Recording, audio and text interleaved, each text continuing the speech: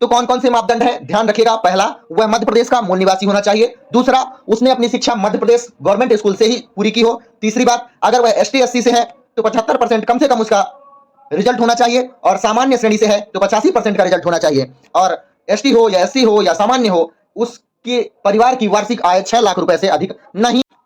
Hello दोस्तों, नमस्कार। मैं अर्पित कुमार स्वागत करता हूं आप सभी का। मध्य प्रदेश में जितने भी योजनाएं संचालित की जा रही हैं, सभी योजनाओं को हम एक एक करके कवर कर रहे हैं। आज हम जिस योजना की चर्चा करेंगे, मध्य प्रदेश में छात्र छात्राओं के लिए लैपटॉप योजना मध्य प्रदेश सरकार के द्वारा चलाई जा रही है। यह योजना क्या है, इसके क्या उद्देश्य हैं, क्या पात्रता होनी चाहिए, कौन कौन से दस्तावेज लगते हैं, सभी बातों पर अपन चर्चा करेंगे। पहला प्रश्न आपके सामने आता है कि मध्य प्रदेश में फ्री लैपटॉप योजना 2024 है क्या गुरु ये? दरअसल माध्यमिक शिक्षा मंडल में जो भी मध्य प्रदेश के माध्यमिक शिक्षा मंडल से 12वीं कक्षा को उत्तीर्ण किए हैं, छात्र हो या छात्रा, अच्छे इंडेक्स से अर्थात अच्छे परसेंट से अगर उन्होंने परीक्षा को उत्तीर्ण किया है, उसके लिए लैपटॉप खरीदने के लिए 25,000 की वित्तीय राशि मध्य प्रदेश गवर्नमेंट के द्वारा दी जाती है। मैं आपको बताऊंगा कि कितने परसेंट होने चाहिए एसटी एससी के लिए और कितने परसेंट भी होने चाहिए सामान्य व्यक्तियों को भी यह मिलता है। इसके अलावा प्रोत्साहन राशि कितने की मिलती है? 25,000। साथ में सरकार के द्वारा अच्छे प्रदर्शन के लिए एक प्रमाण पत्र भी दिया जाता है लैपटॉप योजना के साथ साथ, अगर उसने अच्छा अंक पाया है। सरकार अच्छे प्रदर्शन करने वाले छात्रों को प्रमाण पत्र भी प्रदान करती है। इस योजना के लिए जरूरी नहीं कि आप गवर्नमेंट स्कूल में तो पढ़ते ही हो, लेकिन जरूरी नहीं कि वह रेगुलर हो या फिर प्राइवेट, लेकिन आपको पढ़ना गवर्नमेंट स्कूल में ही पड़ेगा, चाहे आप प्राइवेट परीक्षा दे रहे हो या तो फिर आप रेगुलर हो। ठीक है, आपको बात याद रखनी है। इस योजना के उद्देश्य क्या है? मध्य प्रदेश सरकार के द्वारा लैपटॉप तो दिया जाता है, इसका उद्देश्य है लैपटॉप उपलब्ध कराकर पढ़ाई में मदद करना। पढ़ाई में मदद करना चाहती है मध्य प्रदेश गवर्नमेंट, और डिजिटल शिक्षा की ओर मध्य प्रदेश गवर्नमेंट का ध्यान है। कौशल सीखें और डिजिटल शिक्षा प्राप्त करने का एक उनका उद्देश्य है।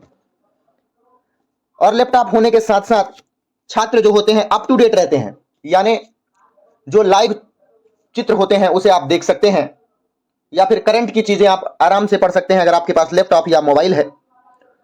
आपका भविष्य सुरक्षित हो सकता है, यह एक उनका उद्देश्य है। ठीक है, उद्देश्य भी आप समझ सकते हैं कि कौशल शिक्षा हो, आप अप टू डेट रहें, यह उसका प्रमुख उद्देश्य है। मापदंड कौन कौन से हैं, कब मिलता है लैपटॉप? पहली बात क्या होनी चाहिए? मध्य प्रदेश का स्थायी निवासी होना चाहिए, चाहे वो छात्र हो या छात्रा, और केवल सरकारी स्कूलों का ही छात्र छात्रा होना चाहिए, और मध्य प्रदेश शिक्षा मंडल में ही छात्र होना चाहिए, अर्थात मध्य प्रदेश गवर्नमेंट स्कूल से ही उन्होंने शिक्षा प्राप्त की हो, चाहे वो प्राइवेट शिक्षा ही प्राप्त की हो, लेकिन उसका रिजल्ट जो होगा सरकारी स्कूल से ही बना होगा।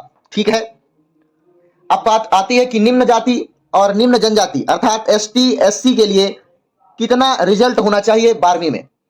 12वीं कक्षा में एसटी एससी अगर हैं तो 75% से ऊपर उसका अंक होना चाहिए।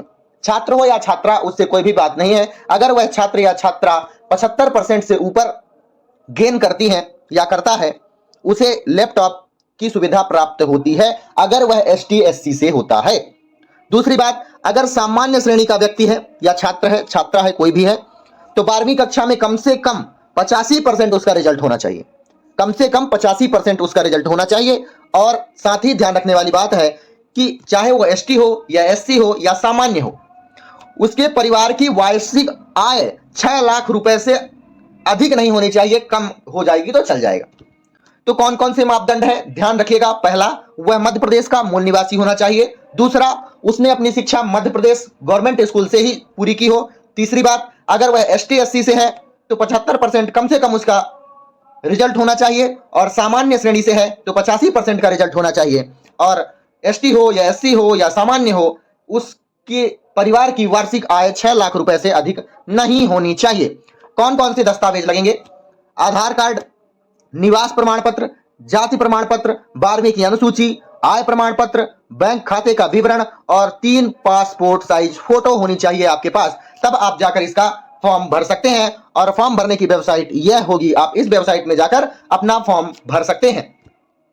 क्या आपको वीडियो अच्छी लगी? वीडियो को अच्छी लगी हो तो वीडियो को लाइक, कमेंट, शेयर, सब्सक्राइब करिएगा। मिलते हैं किसी अन्य वीडियो में। अपना ध्यान रखिए, बड़ों का सम्मान कीजिए।